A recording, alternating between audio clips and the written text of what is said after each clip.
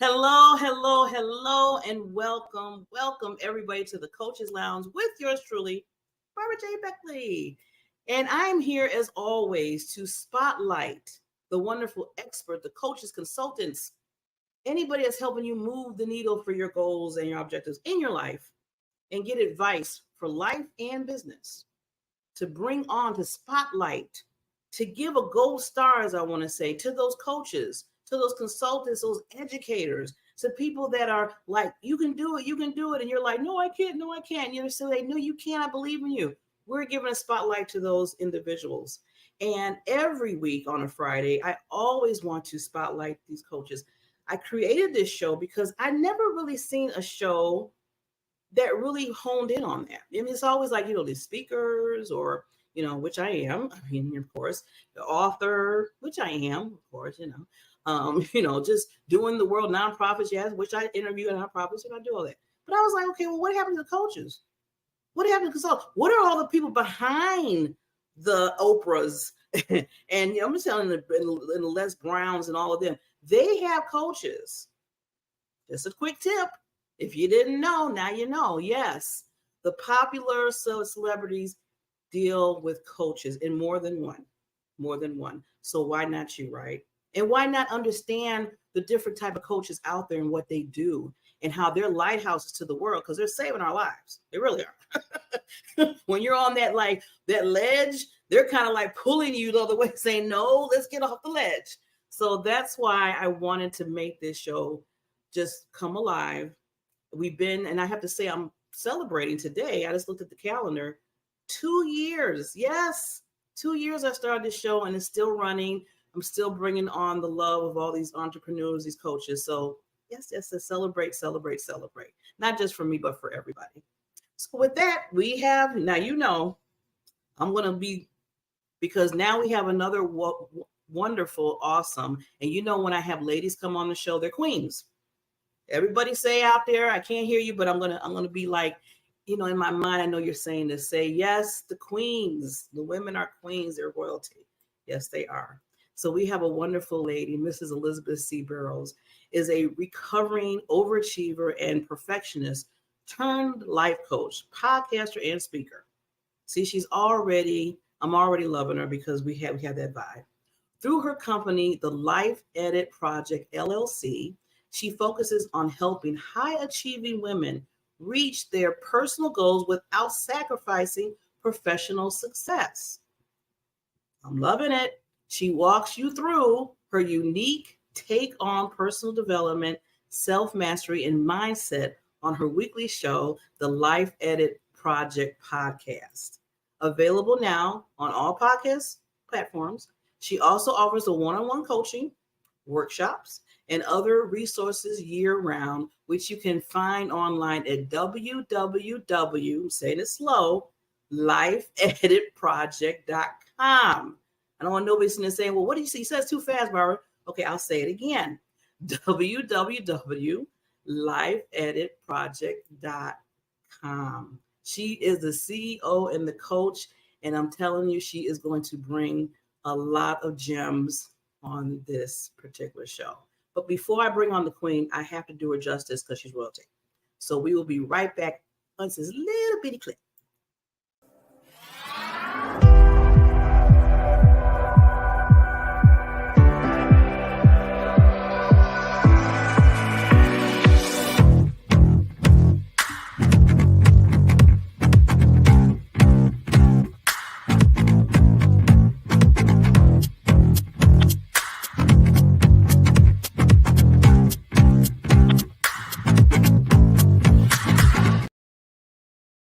Boss lady, queen. Oh, boy. Miss Queen Elizabeth. That was so much fun. So much fun. Yes, I almost want to go out and come back in so you can bring me in. Well, get your recording. You can always listen to it. Yes. One thing I believe in is lifting up the queens and really showing and spotlighting as we're doing today now. So yeah, if you want me to call you up every day and I can record it and you can listen to it every day, how marvelous, spectacular, incredible, I'll think of a whole bunch of other adjectives about you. And you can listen to it every day. I'm game. I am game. Yes. I So love it. Thank you so much for having me. I'm super excited and just pumped for this conversation. I am too. And I wanted, because I'm very vulnerable, and because I feel that it gets that's a connection with the audience when you can be open and honest, right? Yep. So when we were in the virtual green room before we started this show, me and Queen Elizabeth, this is Queen Elizabeth. Yes. um, she, we had to reschedule because there's something happened in my family, death in the family. So she was so nice to say, okay. And then she rescheduled, because a lot of times when you get celebrities, sometimes they might not be able to reschedule, but this celebrity did. And I thank her for that. And the thing that I really love besides that is when we came on today and we were, I was kind of telling her how we're going to do everything so she can kind of get a feel on how, this works on this show. And she asked how I was doing. She said, not so much what I'm doing, how I'm doing, but how are you doing? And I'm telling you, it stopped me in my tracks, because I'm always the one that's always checking in and saying hi and making sure, which I love doing it because that's a part of me, that's part of my personality. But when it comes back to you and you're not used to getting that, the person that does it, you have to really take a pause and really thank them for it. So again, Queen Elizabeth, I thank you for that, because I'm telling you, I don't get that a lot. And when somebody just out the blue says, okay, I'm going to give this right back to you because I think you need that, that says a lot. Absolutely. Yes. Absolutely. And you are just like, I think, so many of the women that I have coached, in that, you pack your schedule because you got things to do. You've got goals you're trying to reach, right? And so you go, go, go. And a lot of times, our high achieving women, we tend to think that our feelings are inconvenient. And so we stuff them down, we set them to the side, we put them in the parking lot, because we don't have time for all that right now. And there is a time and a place for that, but that is not a good long-term strategy. It is not one that serves you. And so, I mean, just knowing, that you're human, and as much as you pour into the community of coaches and consultants with all of your work, you're still a human up under there, and you deserve love and care and attention too. So, yeah. I'm feeling the love through the screen. Oh, thank you, Queen. Yeah, you're right. Because we're getting right into. I'm glad we're getting right into what you do and everything, and a little of that before we go to some other parts of it. But yeah, you're right. We do have a tendency, us as women, especially, we're trying to achieve. It's all in our head. We got to get this done. I got to talk to this person. I got to make sure this is right. And then you got to do the administrative part. You think about that. Far as being, especially a solo entrepreneur, you got to, it's everything. It's like, Yep. I wash the windows and I make sure I'm doing marketing. Yep. So one of the time to say, oh, how are you doing? That's the part that kind of gets, lost in translation. But you're right. We tend to do that. And I'm glad that you work with us as women. You see, I probably need to sign up and be under your coaching program to I'm make here. sure that we're balancing that. Yeah. So I love it, lady. Yeah. Okay, there's a lot because you have so much, and I want to make sure we really, kind of do this right and pauses on some things. So I always ask everybody that comes on, because I like to pull that curtain back to say, okay, you're just brilliant. I mean, you're a coach, you're a podcast, all this, but it didn't start off that way. So something had you say, I think I want to do this. So I want to just hear a little bit of that. So fun. So I like to say that I was my own first client, because I was going through it. I kind of hit what it wasn't technically rock bottom, but I had what I like to call a come to Jesus moment, where I stopped and I said, okay, life just cannot continue on in this fashion because this ain't working. And I was a couple of years into my marriage, and I was about a year and a half to 2 years into motherhood. And what I learned, well, what I expected with motherhood is that I would live the same life with my daughter in tow that I lived before I had her. And who I was before I became a mom was a busybody. And I was at all the places. I was showing up for all the things. I was, volunteering for all the places. And I was saying yes to every ask that came my way. And it wasn't really working, but I made it look like it was working. And so when I became a mom, there was this higher level of demand on my time and attention. I had lower energy, less fuel in my tank, and also there was kind of this glass ball that I could not drop. Right. So, there are lots of balls that we try to juggle. Some of them are rubber and they'll bounce if you drop them. Others are glass and they will shatter and break. And one thing I really wanted to be was a good mother. I wanted to be a good mother for my daughter because she deserves that. And so it was no longer working. Everything that looked like it was working before became visibly dysfunctional to me. And I was no longer willing to let it go that way. And so I did what I love to do when I come across a problem. I research, I go looking for answers. And I fell into kind of the internet black hole of self-development and personal development and self-help, which was fabulous. But I came across mindset coaching and principles of thought work that I had not been exposed to before. I had worked with a life coach before. I had been in therapy before, right? So I knew that there were tools out there, but I didn't know what they could do for me. And so I started applying these principles to my life and saw amazing changes so quickly, so quickly. And so I started to document my journey on a blog. And that's how the Life Edit Project was born. But then I figured out that I actually had the knack and the skill for coaching people through their own transformations instead of just telling them about my own. And so that's how I became a coach. I like to say I fell into it. And most of the time it seemed like that happens. That's why I always like to hear people's backstories, because we do either something, unfortunately, I had to say that something tragically happened in somebody's life, or you kind of fell into, like you said, you were trying to do something else, and then all of a sudden, whoop, nope, that turned over there, and you're like, oh, okay.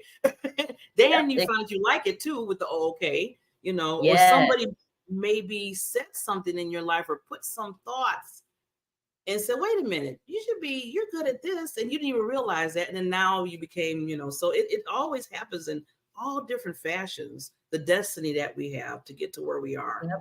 So, and you know what, the thing I love the most, what you said out of everything, you said so much, but everything, when you said, I just want to be a good mother to my daughter.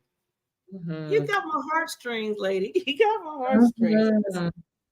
And see, we need to multiply you many times to be a mentor to all the young ladies out there, because it's needed. It really is. I was just saying the other day to somebody, I said, we need to figure out who are the, because we're getting older, we're all getting older. I know I'm probably older than you, but you understand where, as we get older, we have the young people coming behind us, and we have to make sure that we're there for them and they know what to do.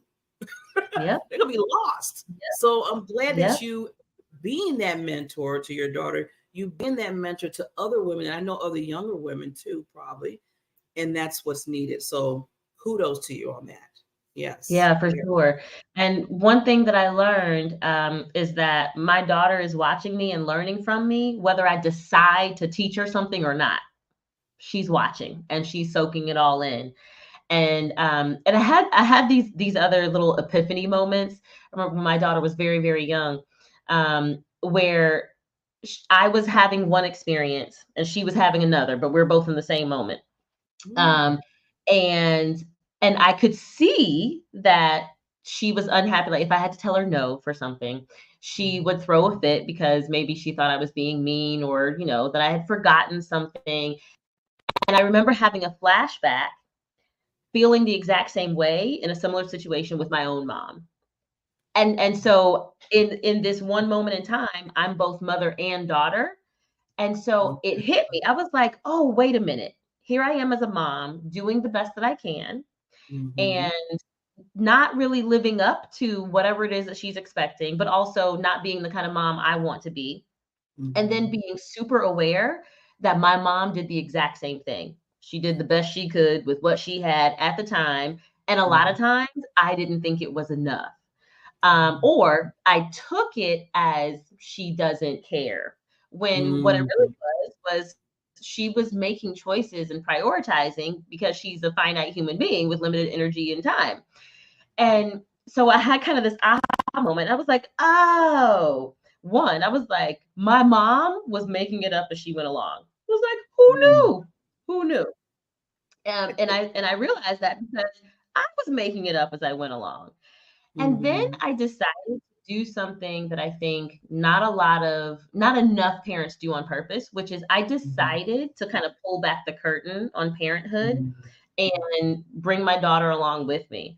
And instead of presenting myself as this all-knowing parent, that says do what I say or else because I'm your mom and that's why, I decided to explain things, to explain the way that I think, to, share with her, in an age appropriate way, what I'm thinking and why and how I'm doing my best, but also that I'm human. I don't always get it right. And sometimes I will disappoint her, trying to honor her feelings and apologize and value her because she's a human being that's fully formed with a heart and soul and dreams. And she's not just an extension of me. And so I've tried to be very intentional in showing up as a parent that way. And that opened up just a whole different way of being, but it also took the pressure off. And I don't have to be a perfect mom because I'm her mom. Yes. And I think that was also kind of a big step in my own journey of going from being a perfectionist to being a recovering perfectionist. I don't have to be perfect because my best is good enough. Yeah. Oh, that's a mic drop. That is a mic drop. And I love what you did. Like you said, just a little bit more with you and your daughter, how you say, you know what, I'm going to take her along. I'm going to take her along the journey I'm going on because I want her to see and know. And you know what? That gives them a better respect for you. That gives them a much better respect because now they see the whole thing. You're like, okay, now, you know how some people be like, oh, that's what you gotta do. Now I understand why you say this to me, or this is the reason why you want me to think this. It's all of a sudden it kind of starts popping in their brain like, oh, that's why my mother said this, or that's why we're doing it this way, or that's why I might have to wait. So yeah, See, they always say, how they always say, Queen, I wish they had instructions, when you have a child. I wish they had the instructions for us. And I'm like, I used to say that sometimes. I mean, I'm a godmother, but it's kind of like a mother because she's like my daughter. But people I always hear people say that. And then I was thinking the same thing, like, yeah, I wish they had instructions. But you know what? I had to rephrase that now. I said, no, because we don't all want to be in the same box. We don't want to say cookie cutter mothers. Exactly. We'd be like the Stafford wives, like everybody. Yeah, exactly. I want to be the mom that my daughter needs, not the mom that I think I should be. Yeah. Ooh. Another mic. Ooh. Okay. See, I get excited. I'm sorry. I do. I hear all the gold stuff and I say, okay, I'm going to be looking at this like a few times and take down the notes. But yeah. Some comes out, the wisdom comes out your mouth. You be like, did I just say that? Oh yeah, that was good. But yeah, awesome. Queen. Awesome. So yes, you are a wonderful, like I said, mentor. And like you just said before, not just your daughter, but like you said, everybody, no matter what you think, and I tell people this all the time, people are always watching you. People are watching you. You might say, nah, they're not really looking. They're not probably paying attention to me. I'm like, yes, they are. Believe me, because I thought the same thing until I either get a text, a message, or somebody told somebody, they told me. And I'm like, oh, I didn't even know they were paying attention, in my mind. And they are watching. So you have to make that decision on what do you want them to watch? I mean, what you want to make sure what's going on. Yeah, if they watch, then give them something to look at. If you want to watch, I'll give you something to look at. All right. Look at the success that you can do. Yes, exactly. Or the opposite. Like I said, it's a choice. That's why it's so important how you position yourself and how you're really doing stuff in your own world. So now I know, Queen, with your Life Edit Project LLC, I love the name of that. Thank you. I love how you said without sacrificing professional success, reaching their personal goals, because a lot of people think that, oh, well, I'm working here, I'm doing this business, so I don't have time to do some personal stuff that I really want to build in my life. Can you go a little bit more about that? Because I know that's something that we all kind of fall into. Yeah, absolutely. I think particularly for high achievers and particularly for high achieving women. So we know that we live in a patriarchal society, and so it's not set up with women in mind. And oftentimes, women who are trying to achieve high levels of professional success already feel like they have to choose between, family or, other personal goals and their profession. So that's already, something that they have to contend with. Even though I don't believe that those things are automatically in opposition, society often sends us the message that it is. So when a woman is also high achieving and her intention is to keep going, to make more money so that she has more freedom, and when she just has a big vision for her life, usually what she feels like is that she has to put her personal goals on hold and that she'll get to them later, that she has to kind of reach this initial level of professional success so that she can afford to take care of her personal success. And what often happens with high achievers is that there's no level of achievement that we get to where we feel like we have arrived. And so Mm-hmm. we're just always climbing. We doesn't matter how far we get, we decide to keep going. And before you know it, our personal dreams have been on hold for years, decades, right? I myself found myself in a situation where I was on a 5-year plan on a particular job, and 10 years later, I looked up and I said, "What happened?" I know the feeling, Queen. I was there. So, I was so like, I'm I was not just getting back to this. What? It's 10 years right. back. Right. So I'm not just speaking, I'm speaking from experience, not just from what I've seen. I'm speaking from what I know. And Yes. and so I think it's really important for me and just the way that I work with women and with the experience that I've gotten to say right up front, these things don't have to be in opposition to each other. You can keep, racking up those achievements and milestones and promotions and all of that, and you can still have the relationship you want. You can be the kind of parent you want. You can take the time off that you want. You can take care of yourself. You can take that nap. You can take care of your body, right? Like there are all of the things that are still available. We just have to find the path and the formula that works for you, and we Yes. have to get really good at honoring the season of life that you're in. Yeah. And I was when you were saying that, Queen, I was just thinking about how, we put things like we were both saying how we said, oh, we'll get to that later, and later became 10 years later. And that's the part when you said that, I was like, oh my gosh, she's in my head. But it's a sign of making sure that you're loving on yourself. Because when you Yes. do put things to this, anytime you put yourself to the side, you gotta like check yourself in a sense, because you don't want to make sure that that's something else taking over something like you said that you want to do, and you put so many things like because you got all this stuff going on. You're like, I'll get to it, I'll get to it, and then you didn't get to it, and now you're what? And I'm like, okay, what happened? Yeah. Yeah. And there are some types of personal goals that have a built-in deadline, Mm. right? And it doesn't mean that the dream can never happen, but you might have fewer options for making it happen if you delay it too long. And when we're not making those decisions intentionally, when we're not taking in those factors into account, we do ourselves a disservice. And so I like to I like to say when I'm working with my clients, I pretend like we're in a car. It's my favorite analogy to use. So they're in the driver's seat. So they get to determine how fast or slow we go, right? So they can press the gas, they can pump the brake.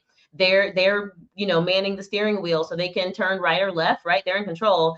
But because I'm riding shotgun, I'm gonna check the GPS for them. I'm gonna let them know that there's a pothole ahead. I'm gonna remind them to check their blind spots, right? So I'm there to help them navigate, but I can't drive the car for them. That's good. Ooh, Yeah. that's a good analogy. You're right. You say, no, I can tell you this and that, but you gotta do it. And that's like I would tell people, you gotta do the work. I can Yeah. tell you, give you all the tools. I mean, you as a coach, you deal with many women and your clients, and you can give them everything. I mean, you're giving them all the sink and the kitchen and all that stuff. And I'm telling you, and then books and templates and everything they need. And they're still like, okay, well, I gave you stuff. You got to do the work. You got to do the Yeah. work. And that's So, such a good point. I also see with a lot of high achieving women, when they're so focused just on racking up the achievements and the milestones, they're often living someone else's version of success, right? They haven't taken the time to define what success means to them. And so they don't know kind of when enough is enough because they don't have a measuring stick. Ooh, that is true. They didn't even, like you said, they couldn't even figure it out. Oh my God. See, now you got me thinking, I'm like, ooh, yeah, I need to sit back I need to go in the corner and think about that for me. See, Queen, you're making me do some homework already. I need to think about that. That was good. Mm-hmm. Yeah. Because we be so like, again, we're just and it's like, well, wait a minute, And it's very easy to fall into that pattern because there's always more to be done. So we never reach a stopping point where someone all of a sudden says to us, okay, now you have time to think about yourself. No. Look, and you can't even say, oh, once I retire, I get to think about myself. So I'll never forget this. So my mom, when she retired from, a very high profile job, high powered job, after about 30 years, immediately everyone said, okay, so when are you opening up your consulting company?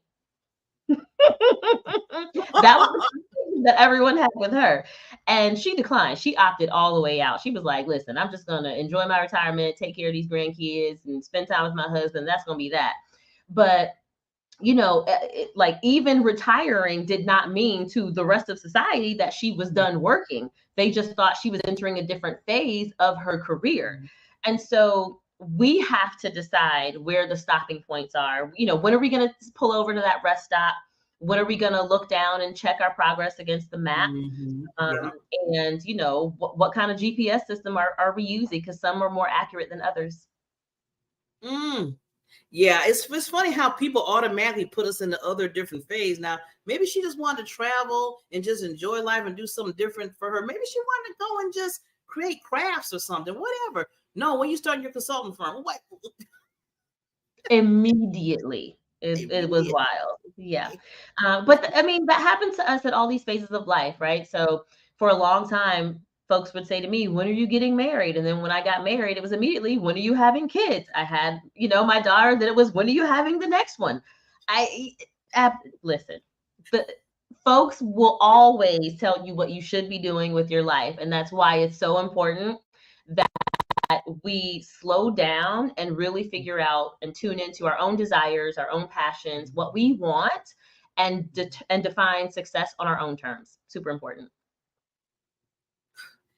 When you say certain drop the mic moments, I don't even want to say nothing after it because it's just so powerful. It's like, Barbara, what do you got to say? You don't got nothing to say. No, Elizabeth said it. So with that, Ms. Queen, I want to give you just a little bit more seconds to say any lasting thoughts that you have. And I'm telling you, we'll bring you back up and I'll make sure that they get your contact, but I need to bring you back, lady. I really need to bring you back. So just Absolutely. to put that out there as a seed. But I'll be right back and I'll let you leave some lasting thoughts. All right. So thanks for tuning in, everyone. I really want you all to take this moment and really think about slowing down and figuring out what success looks like for you. Not what your mom's version of success looks like, not what, your very first boss told you would be a good career for you, but really take the time and figure out what does success look like, and not just in your profession, but also in your personal life. What are the personal goals that you've been putting on hold because they're inconvenient? I promise you that when you are living a life where you are honoring both your professional and your personal goals and passions, you are more fulfilled. I hope you all just take that with you. I could listen to you all day, Queen. All day. So as you see, this is what I do. This is the Coaches Lounge, where I spotlight these amazing, wonderful experts that is helping people move those needles in your personal and your business life. as you notice, we talked a lot about, okay, you have, you're an achiever, you're doing your thing in your business, or you're owning your ownership of your business or corporate or wherever you're working at. But have you thought about your personal goals? Have you got into that? Have you put it off for 10 years like I did? Okay, I'm going to tell myself, just learn from me. It happens. You don't want to do that. And like you said, some things have an expiration date on when you can do things. I'm going to say something, Queen. I was going to throw this in before we close, because when you said that, it reminded me of something that I had a personal goal about, and it expired way a long time ago. And why I'm saying that is because I don't know if you remember the show Fame. The show Fame with the dancers and everything. It was back in like the 80s, 70s, 80s, 90s. I'm really aging myself. And I always, when I was a little big girl, I wanted to be a jazz dancer. I wanted to be a dancer. I was like, hey, I would be, when the show comes on, I want to live. I would do all that, right? And then my mother started saying, well, you got to go to school. You got to make, that started coming down. I said, okay, I got to make grade stuff. Yeah, 9 years old, 10 years old, still trying to, 11, 12, 13, okay, 21. Yeah, I'm working at an insurance company. And somebody said, okay, how you went from fame, I want to dance, to now you work in insurance? I said, well, first of all, body's not fame anymore. My body and my health, not saying I was all broke down, but you got to start, especially when you're dancing. So you got to start at a really young age to build that up. And I didn't get the chance to do that. Do I sometimes think and say, what was me? And, well, I'm going to be honest. Yeah, sometimes I go back and think, but I say, well, look at all the other things that was done in my life that helping others and doing things. So I feel like that was my destiny. But I'm saying all that, like you, back to what the Queen said, some things do have an expiration date. If you really, really want to do those personal goals, find a way to do that. And you know how you can do that? By going to this lady right here, Queen Elizabeth Burrows. She can sit there. Yeah, you knew I was going somewhere with that. She can help you get through that, Mr. and Mrs. Achievers out there.